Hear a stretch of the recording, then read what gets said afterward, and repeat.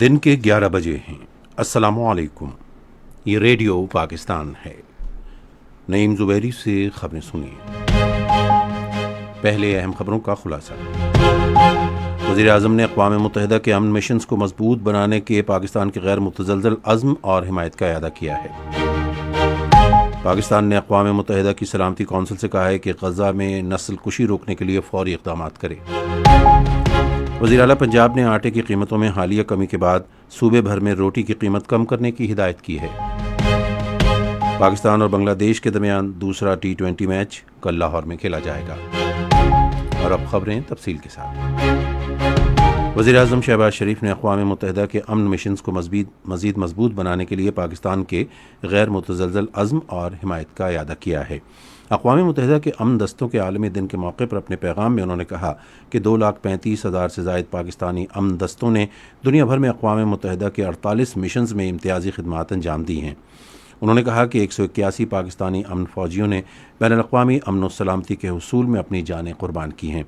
شہباز شریف نے کہا کہ پاکستان، بھارت اور پاکستان میں اقوام متحدہ کے فوجی مبصر گروپ کی میزبانی بھی کرتا ہے، جس کا کام جموں و کشمیر کے اقوام متحدہ کے تسلیم شدہ متنازع علاقے میں لائن آف کنٹرول کے ساتھ جنگ بندی کی نگرانی کرنا ہے۔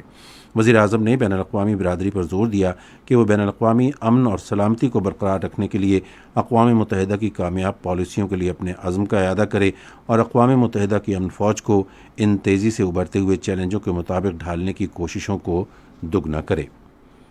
نائب وزیر اعظم اسحاق ڈار نے اقوام متحدہ کے امن دستوں کے عالمی دن پر اپنے پیغام میں کہا کہ پاکستان اقوام متحدہ کے امن مشنوں کا ایک اہم حصہ رہا ہے اور وہ دنیا کے امن، استحکام اور خوشحالی کے اپنے عزم پر مضبوطی سے کاربند رہے گا۔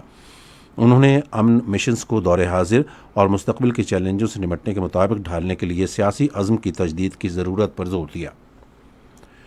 نائب وزیر اعظم محمد اسحاق ڈار آج سے چین کے خصوصی انتظامی علاقے ہانگ کانگ کا 2 روزہ دورہ کریں گے، جہاں وہ ثالثی کے لیے بین الاقوامی تنظیم کے قیام کے لیے کنونشن پر دستخطوں کی تقریب میں شرکت کریں گے۔ وہ کل اپنے دورے کے دوران تنظیم کے کنونشن پر دستخط اور اس حوالے سے منعقدہ تقریب سے خطاب کریں گے۔ اجلاس کے موقع پر وہ کئی 2 طرفہ ملاقاتیں بھی کریں گے۔ پاکستان تنظیم کے بانی رکن کی حیثیت سے اجلاس میں شرکت کر رہا ہے۔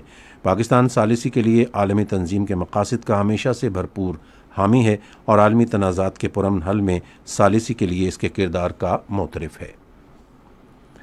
وزیر اعظم نے کرپٹو کرنسی اور بلاک چین کے معاون خصوصی بلال بن ثاقب نے حکومتی سرپرستی میں بٹ کوائن کے تصویراتی ذخیرہ کا اعلان کیا ہے۔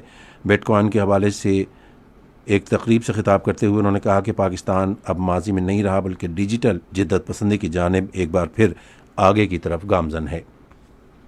پنجاب کی وزیر اعلیٰ مریم نواز شریف نے حکام کو ہدایت کی ہے کہ آٹے کی قیمتوں میں حالیہ کمی کے بعد صوبے بھر میں روٹی کی قیمتوں کو کم کیا جائے۔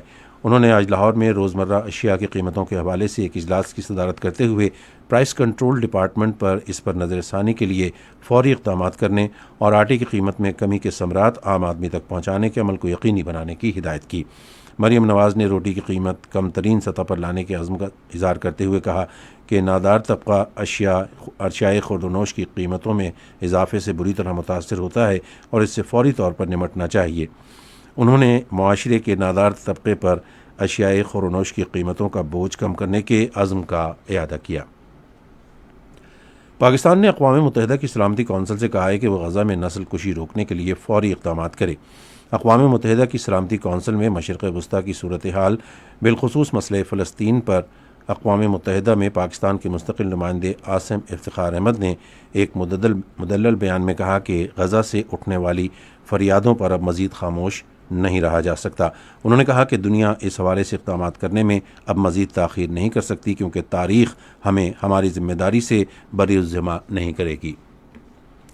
آج صبح بلوچستان میں سبی کے قریب مسافر بس الٹنے سے کم 4 افراد جاں بحق اور 28 زخمی ہو گئے۔ پولیس ذرائع کے مطابق زخمیوں کو قریبی ہسپتال منتقل کر دیا گیا ہے۔ پاکستان اور بنگلہ دیش کے درمیان 3 T20 انٹرنیشنل میچوں کی سیریز کا دوسرا میچ کل لاہور میں کھیلا جائے گا۔ میچ رات 8 بجے شروع ہوگا۔ اسی کے ساتھ خبریں ختم ہوئیں۔ مزید خبروں اور تجزیوں کے لیے ہماری ویب سائٹ ہے radio.gov.pk اور فیس بک کے link radio Pakistan news official پر براہ راست ویڈیو سٹریمنگ بھی ملاحظہ کیجیے۔